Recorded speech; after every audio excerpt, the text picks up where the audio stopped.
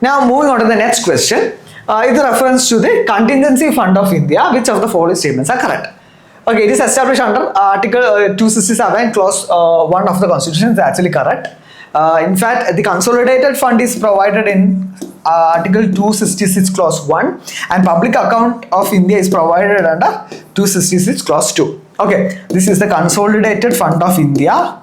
Okay, where the Parliament approval is necessary to the government needs the approval of Parliament to spend funds in that fund. Okay, to spend this fund. This is the Public Account of India. Public Account of India, there is no need for parliamentary approval. Okay, these funds are kept by the government as a trustee. Okay, public provident fund, pension funds, all those things, right? So for those kind of things, parliamentary approval is not required, right? So these are the articles. Contingency fund is actually maintained, it's actually president who is actually the holder. So the amount has actually increased to 30,000 crore. Okay, 30,000 crore, and it is maintained or handled by the finance secretary on behalf of the president, right?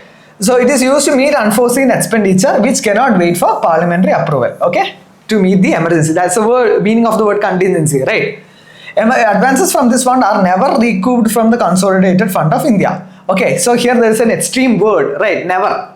Okay, so after the amount has been exhausted or has been taken from the contingency fund, the parliament has to approve of that expenditure and transfer the fund from the consolidated fund into the contingency fund. So this is actually wrong. Okay, so after the amount is spent, the parliament will approve the that contingency fund to be replenished. Okay, so if you can eliminate 3, you can reach option A.